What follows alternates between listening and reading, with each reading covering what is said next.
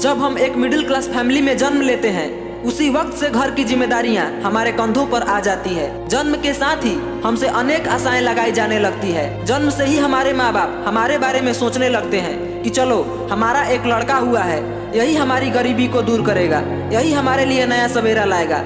इसी आशा के साथ वो हमारा पालन पोषण करते हैं। और जब हमारा उम्र 6 से 7 साल का होता है, जिस समय बच्चों का खेलने का समय होता है और जिस समय बच्चों के हाथों में खेलने के लिए खिलौना दिया जाता है, उस समय हमें जिम्मेदारियों का पाठ पढ़ाया जाता है कि देखो तुम लड़के हो, इस तरह खेलकर तुम अपना समय बर्बाद नहीं कर सकते।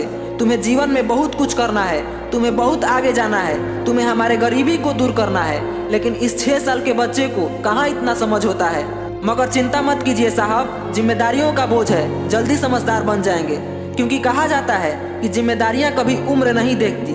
जैसे तैसे करके ऐसे ही जिम्मेदारियों के साथ हमारा समय का पहिया आगे बढ़ता रहता है। और एक समय आता है कॉलेज का, जिस समय दूसरे बच्चे बाबू सोना करते हैं और बाइक से बिना किसी टेंशन के इधर उधर घूमते हैं, उस समय हमारी जिम्मेदारियां और बढ़ जाती है। और जिम्मेदारियों के साथ साथ टेंशन भी बढ़ जाता है, क्योंकि उस समय तक हमारी जिम्मेदारियां हमें समझदार बना देती है और हम समझ जाते हैं कि हम कौन हैं, हमारे घर के हालात कैसे हैं और हमें क्या करना है। लेकिन हम भी एक इंसान हैं साहब, हमारे अंदर भी एक दिल होता है, हमारे भी कुछ सपने होते हैं और हमारा भी कुछ पसंद और नापसंद होता है। आखिर एक इंसान कब तक अपने आप को रोक सकता है, कब तक अपने दिमाग को अपने बस में कर सकता है। इंसान होने के कारण हमारे सब्र का बांध आखिर कभी ना कभी टूट ही जाता है और हम अपने इच्छाओं को अपने माँ बाप के सामने रखते हैं और कुछ चीजों की फरमाइश उनसे करते हैं। और जब चीजें हमें नहीं मिलती, हमारी फरमाइशें पूरी नहीं होती, तो हम कभी कभी उन पर गुस्सा भी हो जाते हैं और गुस्से में हमारे मुंह से कुछ निकल जाता है। माँ तो आखिर माँ होती है, वो कभी कुछ नहीं बोलती।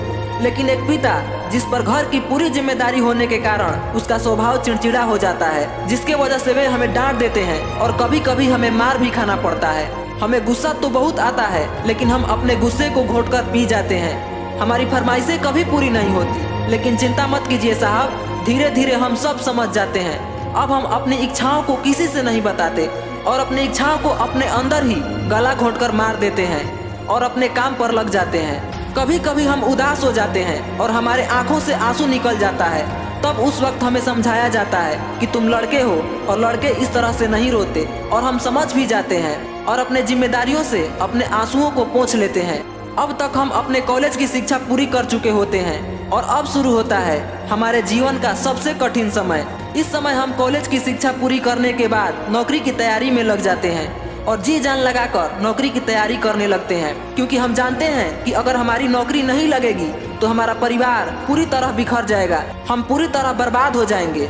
इसलिए जिम्मेदारियों के साथ हम अपनी नौकरी की तैयारी में लग जाते हैं। समय अपनी गति से चलता रहता है, समय बीतता जाता है और हम लगन और मेहनत के साथ अपनी तैयारियां कर रहे होते हैं। और धीरे धीरे समय 1 माह, 2 माह, 6 माह, 1 साल और ऐसे करते करते 3 से 4 साल बीत जाता है। लेकिन जी जान के साथ मेहनत करने के बाद भी जब हमारी नौकरी नहीं लगती, तब उस समय शुरू होता है समाज के लोगों का ताना।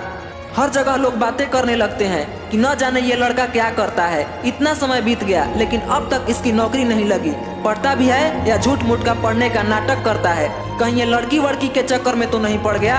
और कभी कभी लोग हमसे पूछ भी लेते हैं कि क्यों भाई, कैसे तैयारी कर रहे हो कि अभी तक तुम्हारी नौकरी नहीं लगी। और लोग हमारा मजाक बनाने लगते हैं, यहाँ तक कि घर वाले भी पूछने लगते हैं कि कैसे पढ़ रहे हो, अभी तक तुम्हारी नौकरी नहीं लगी, मन लाकर पढ़ते हो ना कि टाइम पास करते हो।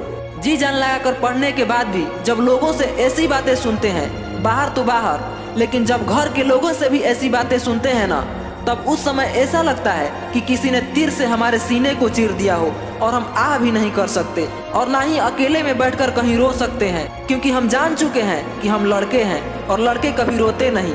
हम अपने आंसुओं को गिरने से पहले ही पी जाते हैं और अपने मन के सारे तकलीफों को अपने अंदर ही किसी कोने में दफन कर देते हैं और अपने चेहरे पर झूठा स्माइल लेकर निकल पड़ते हैं फिर से अपनी सफर की ओर। ऐसा ही जीवन होता है एक मिडिल क्लास लड़के का। और मैं ये बातें लिखी या सुनी हुई नहीं बता रहा हूँ, मैं खुद इस पल को अपने जीवन में अनुभव किया है, खुद इस रास्ते से गुजरा हूँ और गुजर रहा हूँ। लेकिन मैं इनसे कहना चाहूँगा कि आप अपने अंदर हौसला बनाए रखिए और जुनून के साथ अपने काम को लगातार करते रहिए, क्योंकि कहा जाता है कि एक ना एक दिन हर व्यक्ति का समय आता है, इसलिए आपका भी समय आएगा। भरोसा रख अपने काबिलियत पर, लोगों का वक्त आया है, हमारा दौर आएगा।